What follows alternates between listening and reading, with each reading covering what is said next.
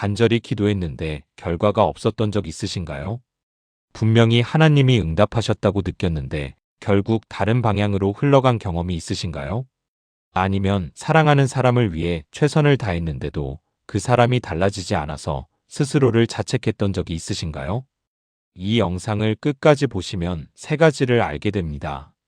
하나님은 응답하셨는데도 왜 결과가 달라질 수 있는지, 말씀이 삶이 되려면 무엇이 필요한지, 그리고 최선을 다한 우리에게 하나님이 뭐라고 하시는지.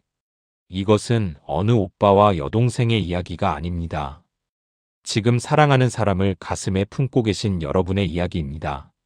한 분이 계셨습니다. 여동생이 암에 걸렸다는 소식을 들은 날, 그분은 모든 것을 내려놓고 하나님 앞에 나아갔습니다. 그리고 하나님의 말씀이 임했습니다. 내가 내게 구하였으니 내가 내 여동생을 고쳐주겠다. 5년을 더 살게 해주겠다. 기적이었습니다. 여동생은 치유를 받았고 교회에서 아이들에게 말씀을 가르치기 시작했습니다. 그러나 그 말씀 뒤에 한 조건이 있었습니다. 5년이 지난 후에는 여동생이 하나님의 말씀을 믿고 말해야 살 수 있다. 오빠는 그 말씀이 마음에 걸렸습니다.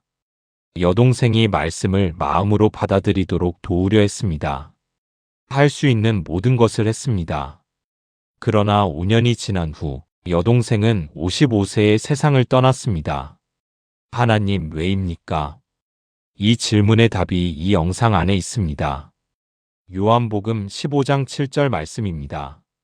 너희가 내 안에 거하고 내 말이 너희 안에 거하면 무엇이든지 원하는 대로 구하라 그리하면 이루리라. 이 말씀에는 아름다운 약속이 있습니다. 무엇이든지 원하는 대로 구하라. 그러나 그 앞에 조건이 있습니다. 너희가 내 안에 거하고 내 말이 너희 안에 거하면. 하나님의 응답은 은혜입니다. 그러나 그 은혜가 생명이 되려면 말씀이 그 사람 안에 뿌리를 내려야 합니다. 오빠의 기도로 여동생은 치유를 받았습니다. 그것은 의심할 여지 없는 하나님의 선물이었습니다. 그런데 하나님은 동시에 말씀하셨습니다. 5년 후에는 스스로 믿고 말해야 한다. 이것은 냉정한 조건이 아닙니다. 이것은 하나님이 그녀를 얼마나 귀하게 여기시는가에 대한 증거입니다. 하나님은 우리를 로봇으로 만들지 않으셨습니다. 우리 각자가 스스로 말씀을 붙들고 스스로 믿음으로 걷기를 원하십니다. 치유는 문을 열어주는 것입니다. 그 문 안으로 걸어 들어가는 것은 그 사람 자신이어야 합니다. 은혜는 하나님의 몫입니다. 그러나 그 은혜 안에서 걷는 것은 우리의 몫입니다. 그런데 여기서 이야기가 끝났다면 얼마나 좋았을까요? 하지만 하나님의 계획은 여기서 한 단계 더 나아갑니다. 신명기 30장 14절 말씀입니다.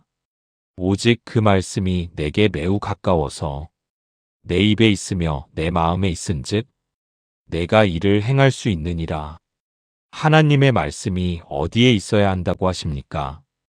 두 곳입니다. 입, 그리고 마음. 입에 있다는 것은 선포입니다. 나는 하나님의 치유 안에 있다. 말씀이 내 삶을 붙들고 있다. 이렇게 스스로 말하는 것입니다. 마음에 있다는 것은 뿌리입니다. 지식이 아니라 신뢰입니다. 하나님이 말씀하셨으니 그것이 진실이다. 이렇게 마음 깊이 받아들이는 것입니다. 로마서 10장 10절입니다.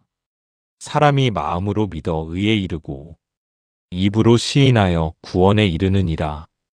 여동생은 교회에서 봉사했습니다. 말씀을 들었습니다. 그러나 그 말씀이 마음의 뿌리까지 닿지 않았습니다. 이것은 그녀를 탓하는 말이 아닙니다. 많은 사람이 그 문턱 앞에 서 있습니다. 말씀을 알지만 말씀을 믿지는 못하는 그 자리에 씨앗을 손에 들고 있는 것과 그것을 땅에 심는 것은 다릅니다.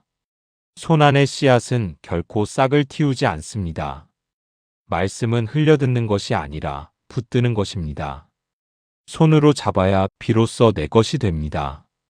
우리가 사랑하는 사람에게 씨앗을 건네줄 수는 있습니다. 그러나 그것을 심는 것은 그 사람 자신만이 할 수 있습니다. 고린도전서 3장 6절 말씀입니다. 나는 심었고 아볼로는 물을 주었으되 오직 하나님께서 자라나게 하셨나니. 오빠는 심었습니다. 물을 주었습니다. 그것이 그의 몫이었습니다. 그 이상은 하나님과 여동생 사이의 이야기였습니다.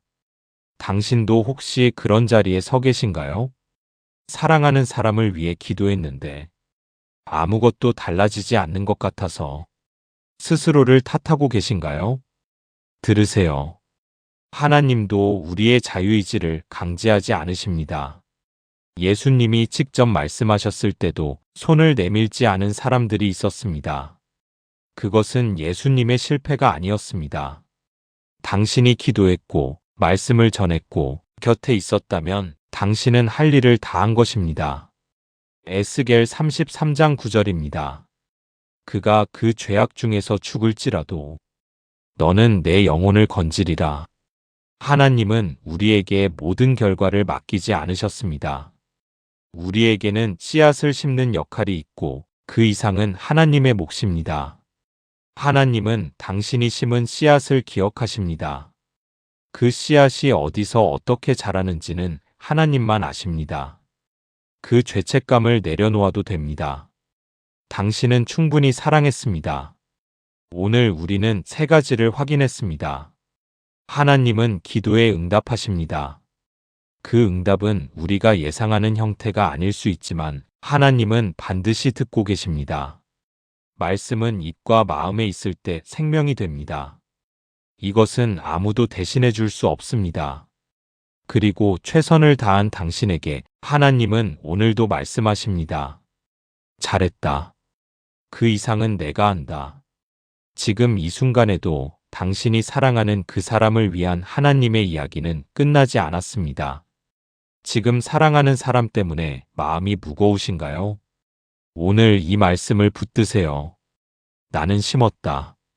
자라게 하시는 분은 하나님이시다. 기도하고 있는 분의 이름의 이니셜 또는 내 마음의 기도 제목을 댓글에 남겨주세요. 함께 기도하겠습니다. 구독과 알림 설정도 함께 해주세요.